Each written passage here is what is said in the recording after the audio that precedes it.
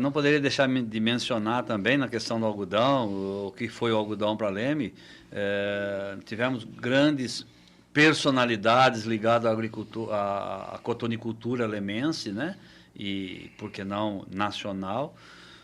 Dr. Nicanor de Carvalho, que foi um extensionista, já é falecido.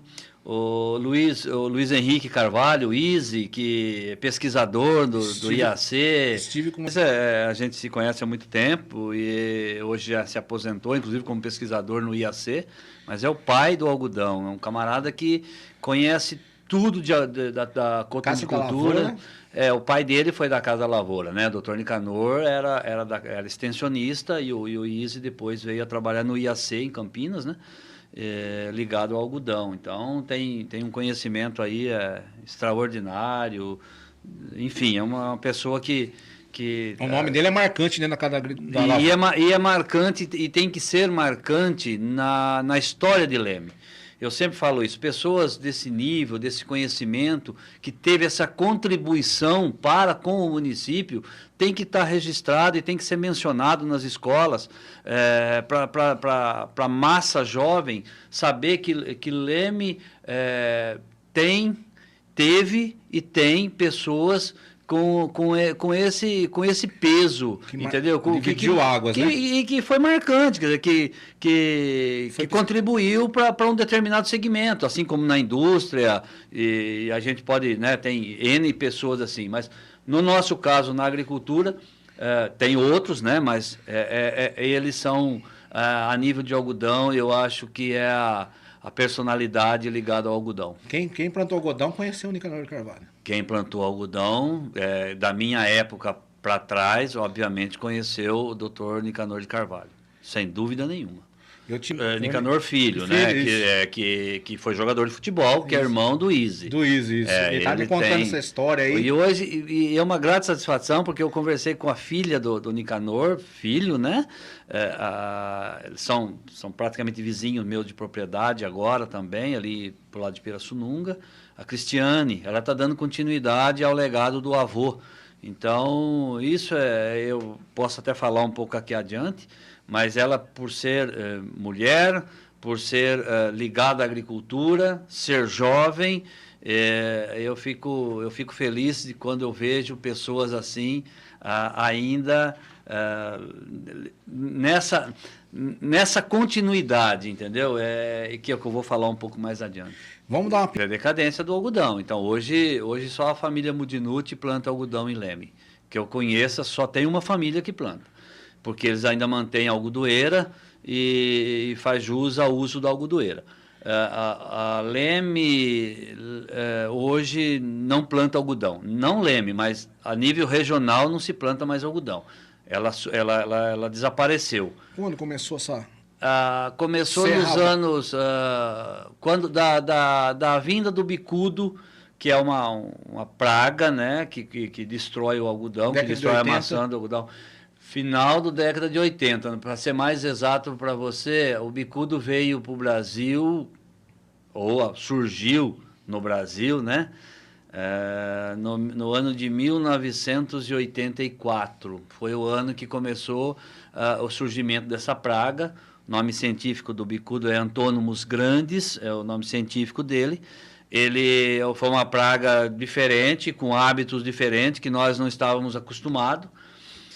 Apareceu na região de Campinas, e aí rapidamente se espalhou, e aí disseminou o algodão na nossa região. Nós perdemos o controle, porque não tínhamos produtos tão específicos para o controle do bicudo. Começou a decadência.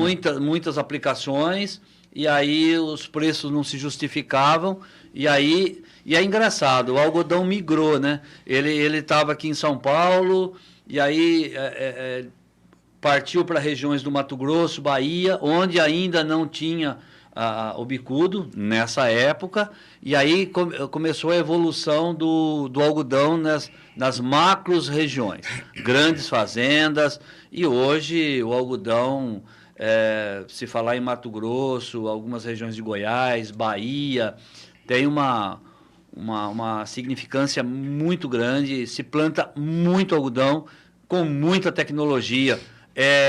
Saiu daquela tecnologia que nós tínhamos na década de 70, 80 e mudou completamente. Hoje, e nós podemos falar de tecnologia um pouco mais adiante. Sim.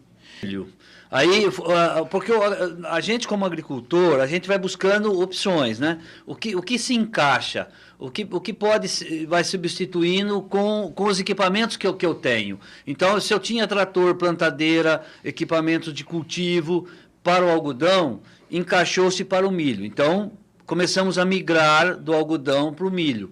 Tivemos aí na década de 90, um aproveitamento de tudo. Plantou-se muito milho a nível regional, e eu vou falar muito especificamente em Leme, porque eu sou lemense e estou em Leme. Então, Leme saiu do algodão, foi gradual, tá? Não é de uma hora, mas foi cambiando, né? Foi mudando ano a ano. O cotonicultor foi deixando o algodão e ele foi entendendo que o milho era melhor negócio e foi mudando para o milho e plantamos muito milho também. Aí o cenário agrícola mudou. De algodão mudou para milho e, com isso, o agricultor lemense ele começou a entender que ele poderia fazer uma segunda safra. Veja bem, aí nasceu porque com o algodão, a gente plantava algodão, como eu falei, nós plantávamos algodão em outubro, início de novembro, e a colheita estendia até maio, junho, tá? Finalizávamos nessa época porque era tudo manual. Aí, quando entrou a colheitadeira, já foi no declínio do algodão. E aí nós não tínhamos tempo de fazer um segundo cultivo. Com o milho, aí a colheita já era mecanizada, já tinha as colheitadeiras, e o ciclo do milho é menor do que o algodão. Então, temos que entender isso daí. Quando chegava lá em março, nós colhíamos o milho. Dava-se a oportunidade da gente trabalhar com uma segunda cultura. Que cultura é essa? Feijão. Nós plantamos muito feijão aqui em Leme. Olha, nós plantávamos feijão sem irrigação, plantávamos feijão, e na palhada do milho. Começamos a entrar no sistema de plantio direto na palha. A safrinha fazendo na palha do milho, porque a pouca chuva que caía nessa época de abril, maio, que já diminuía as chuvas, a palhada segurava a umidade, nós conseguíamos fazer feijão. Entende-se que isso aí já foi um avanço. Um avanço. Veja bem, que nasceu começamos a falar em plantio direto, começamos a fazer uma segunda cultura, começamos a buscar outras opções além do feijão, como girassol, como painço, como milheto e... Verdade, o painço foi muito plantado aqui. Muito. Então, olha só como que é dinâmico a coisa. Então, o próprio agricultor vai buscando essas alternativas e vai disseminando essas ideias de novos cultivares, e aí foi mudando. Então, aquele cenário de algodão foi desaparecendo, entrou o milho, e o milho opcionando para uma segunda cultura pós-milho. Nem todo mundo fazia, obviamente, porque essas coisas vão... paulatina, né? As pessoas vão se adaptando a isso. Foi nessa época que nasceu a famosa safrinha, então? Foi nessa época que nasceu a famosa safrinha. E por que o termo safrinha? Porque ela é pequenininha, ela dá menos, ela sofre muito risco, você produz menos, então o investimento também é menor. Então, a safra cheia é a safra de verão, setembro, outubro. Safrinha é uma safra de fevereiro, março. Tá? E hoje eu tenho buscado muito conceituar isso daí, né? E se nós quisermos ter mais êxito na safrinha, nós temos que antecipá-la no plantio um pouco antes para ter mais êxito com ela.